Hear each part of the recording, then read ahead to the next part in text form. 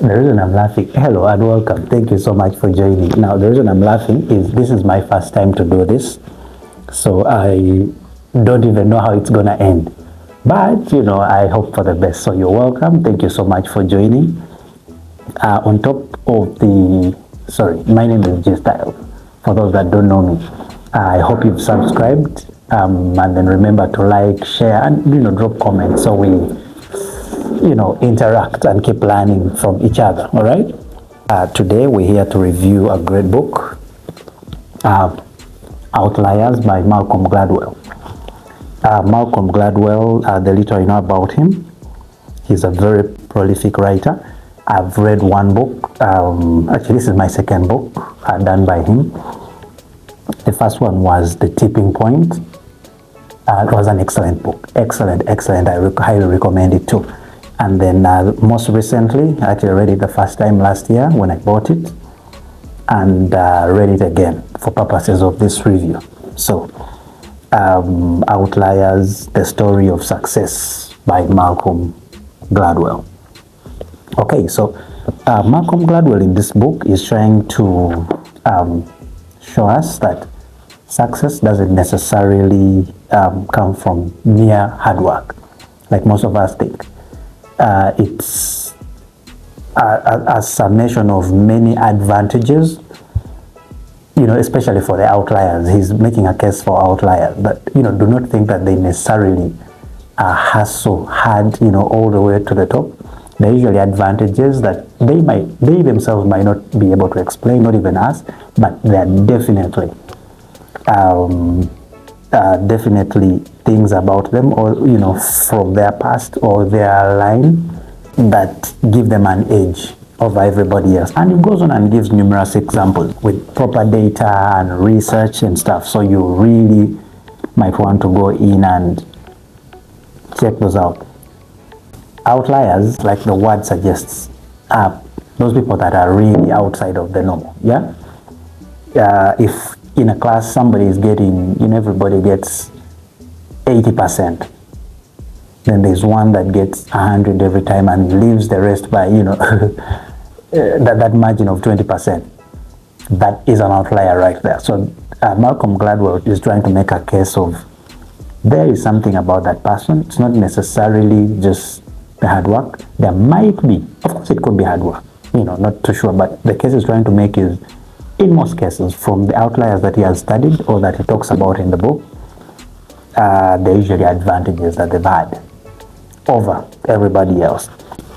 He starts off with Canadian hockey, where he analyzes the names of players from both teams. Two teams were playing. Surprisingly, I didn't even know this, but hockey in Canada is like, a big thing. So he analyzed two teams playing, Ontario something, and then he discovered a very interesting fact that most of these people were born between January, most of the players between January and March. And then when he dug a little deeper, he found out that the cutoff date for recruitment, enrollment into the pro league is January 1st, I think. And so most of the kids that have an advantage over the rest are those that turn the right age, because I think the cutoff age, the entry age is about 9 years. So those kids that turn 9 and are just about to make 10 have an advantage over those that are just turning 9 by the time the recruitment is happening. Whoa, that has been a very hard one for me to explain. I really wanted to get it like that. Yes, so kids that are 9 and are turning 10, towards 10 around the cutoff date, are bigger, more mature, more understanding, and are more likely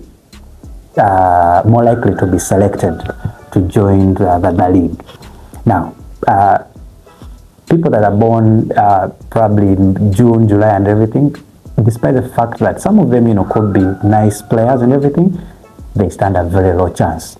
So, in hockey, Canadian hockey discovers that if one were born one were born in January, say the day after that cutoff, most of the people around then stood an advantage, stood a chance, a very high chance over everybody else of joining the league.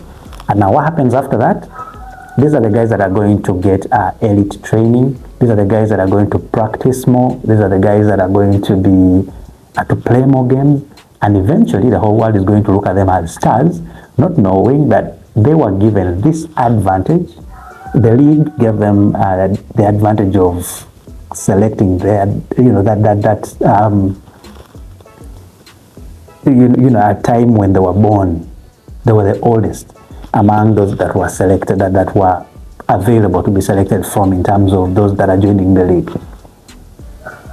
So the league gave them that advantage, and they ended up going in, and they're the ones that are seen as experts. So that is the advantage that some people might not notice. Actually, he gives an example of one of the players' parents, the father actually, who was giving a speech, and he said, so and so is a great guy, you see he's been practicing so hard and everything, but little did he know. So Malcolm goes on and analyzes and says, this is good and this is what everybody would say, but in actual sense, if his birth date wasn't around then, there are chances that he would not have played for, the league.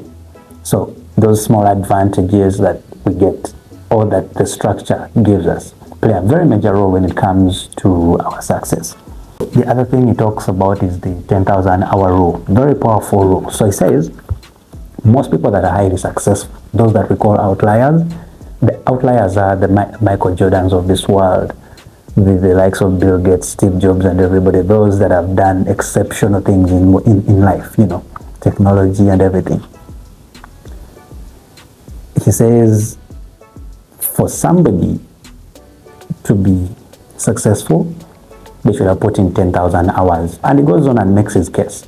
He gives examples of the likes of Joe Flom. He gives examples of Bill Gates. Now, Bill Gates' story is interesting because he used to spend an phenomenal amount of time in the labs practicing. In the computer lab at Lakeside, I think it's called Lakeside School or something in Washington. But again, back to the very first point that we discussed about that advantage that one gets away from the 10,000 hours. The mothers in his school had some money. The mothers, I think Mothers Club, that were able to pay for time in the computer lab for students that were interested in computing, and so he took advantage of that and then kept messing with computers. Now, how many schools at that time in the 70s had a Mothers Club or a club that was willing to pay for their time in the lab? So now that was a small advantage that he got, that he leveraged, and then became the techpreneur that he is today, the billionaire that you know. So in the book he discusses the Beatles, Joe Flom, like I told you. If you add up the amount of time they spent doing what they were doing before they became exceptionally good, it's in the ranges of 10,000 hours. So you want to be successful at anything, give it 10,000 hours and you'll be, an expert, an instant expert after the 10,000 hours. Okay, so that is another, very powerful lesson that I think you need to look out for, plus so many others. He gave examples of Jewish lawyers, he gave examples of the band, the very popular Beatles band. Go in and read it. You're going to enjoy it. It has changed the way I think about, things. Then he talks about how, and this was very nice, why the Chinese or people in Asia are very good at mathematics. Now, this one I'll tell it to you. He says, in China, numbers, in the math lexicon, if I may use the term, like the math alphabet, I don't know if that even makes sense, is set up in such a way that numbers, when you mention a number already is descriptive in a way. For example, if you say 23, if you wrote the number 23 in Chinese, somebody just looks at it and it reads something like 10, If it's something like 2, 10, 3, that is 23. If it's 13, it's something like 10, 3. If it's 50, it's 5, 10, it's 5, 10. If it's 57, it's something like 5, 10, 7. Now that makes it very easy to do math. Let's imagine you're being told to add 57 plus 73. 57 and 73. Somebody will just say 5, 10, 7 plus 7, 10, 3. Pretty straightforward. But on the English side, there is 13 and 17, and there's nothing that already gives you, there's nothing that gives you an understanding of, quick picture of the numbers that you're dealing with. You should have crammed, but the Chinese already, they're already telling you 5, 10, 6. You already have an idea what you're doing. So that's why their math is usually faster. That's why they're very smart. I mean, you need to go in and get to understand this, slightly more than I'm able to explain. Plus numerous other examples. So towards the end, he talks about how he also got an advantage through his grandparents. So his grandparents were, his grandfather was a slave owner in Jamaica, because I couldn't see the picture here. It doesn't look pure white and stuff, but